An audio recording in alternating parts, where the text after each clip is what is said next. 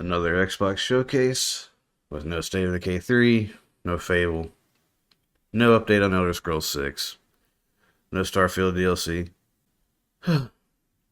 We got a new handheld. Got a bunch of JRPGs and PlayStation games. Getting a remaster of the remastered Gears of War. Got a new Call of Duty.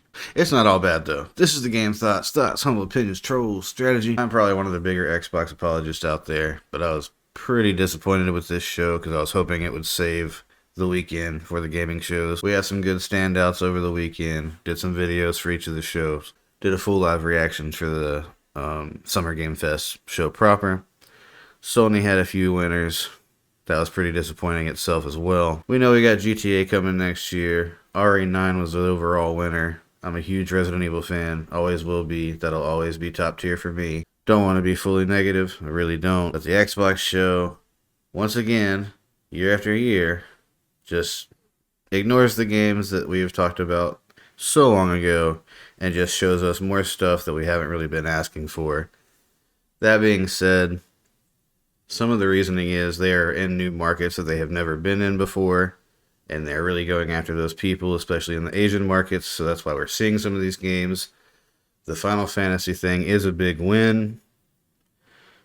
Just want to mention, everything that I'm playing in the background here is just my favorite trailers from the Xbox Showcase. I'm going to talk about everything, nothing in particular at one time. Just want to put that out there. So, start with the handheld. I think that's really dope. We need one. Handheld gaming should be on par with everything else nowadays. That being said, me personally, as much as this is probably a better value, I'd prefer to have the Switch. Now, if they do a deal with Nintendo and I can get Nintendo games on that thing, it would be insane, but that'll never happen. But no matter what, the Play Anywhere initiative is cool. Having Game Pass on a handheld with full access to your entire library is actually insane. There's a bunch of different handhelds out there now, but as an Xbox fan, huge win. So I just want to put that out there. Getting into the games though, the Chronos, the new game from the Blooper team, really looks awesome. I think survival horror is probably the biggest win overall from this entire showcase. All the showcases across the board this weekend, I should say. Of course, it'll be just like Dead Space, mixed with some psychological horror as well, which I guess Dead Space really was too, so I can't even say that it wasn't. That'll be the closest comparison to it, but it does look like it has its own flavor. Definitely interested in this one. Gotta show some love where it's due. Now, Onimusha being on the Xbox stage was kind of surprising. We know we're getting Ninja Gaiden 4 later as well. They showed off a Persona remake. They showed off the Seven Deadly Sins game. There's just so many things they showed off that are just absolutely fundamentally not for the Xbox audience. And I think that's one of the reasons why I'm a little bit salty. Because I'm all for giving other styles of gamers their stuff, especially like pushing the console forward and getting more people on the platform. But I just feel like the core Xbox fan base has been left out, especially the American fan base. I check the Xbox charts probably once a week, maybe once every other week. And almost always you have sports games, shooters, open worlds, Minecraft, of course.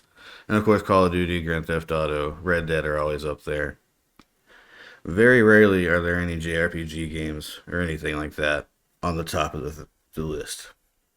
But looking at these games that we're talking about, most of them are 4 and 5 years old. Except for like Night Rain was on the top of the list here recently. Rivals popped off. That's free to play, so that's neither here nor there. But my point is, it's like, I look at those, and if those numbers are right, you would think that the company would look at them. That being said, I guess they're probably not growing anymore over here, so they're more focused on stuff over there. That's just an idea. Who knows? I really want more from them. I want them to stop announcing things so far ahead of themselves, which they have gotten better at. But the main thing is the way that Phil comes out at the end of the show and basically tells us, we know we didn't give you any of the games you wanted, but we promise they're coming next year. It's just kind of weird. And he's been wrong, or at least everything has gotten changed after he's told us a bunch of release dates for the last 4 or 5 years. Personally, I miss Fat Phil. He was better than.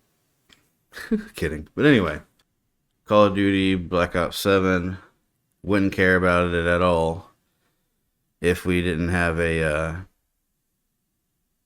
we didn't have Game Pass. The Call of Duty would not even matter as far as an announcement for me at all. So there is that. Definitely not interested, other than the fact that I'll play it for a month like we do always. Beat the campaign. Done deal. Move on to the next thing.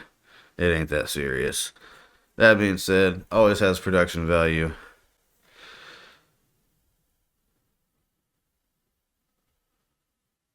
As far as Gears of War Reloaded goes, I'm definitely happy to be jumping into that one again, even though played it a bajillion times. It'll be fun to jump back on the multiplayer and smack up some PS5 players.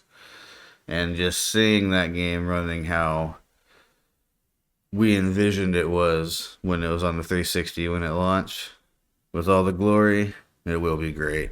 And it's a good appetizer, waiting on E-Day to drop off, because they really should have given us more on that.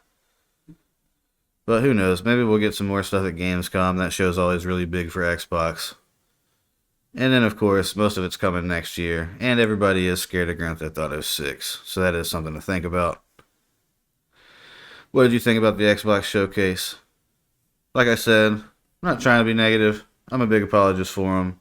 This one just rubbed me the wrong way, especially after last year's showcase was so lackluster. And honestly, I'm just a huge State of Decay fan, and I think it's one of their better franchises and one of their best franchises, has one of their biggest player bases, and they got the full AAA treatment this time, so I just want to see it. There are some things behind the scenes that have happened with it, so I understand that, but we've gotten 2 trailers, we've gotten no gameplay, and gameplay is what really matters. I just am tired of being the core fan base and being left behind, because they want to grow their money into their markets. And that's across the board in gaming. But overall, we got some cool stuff coming. We got some cool stuff to play right now. And if nothing else, ready or not, it's a third-party game, but it's coming. Tactical shooters need to be back on console, so we need to support it. That's probably one of the bigger wins overall.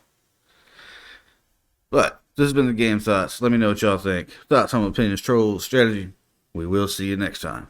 Later.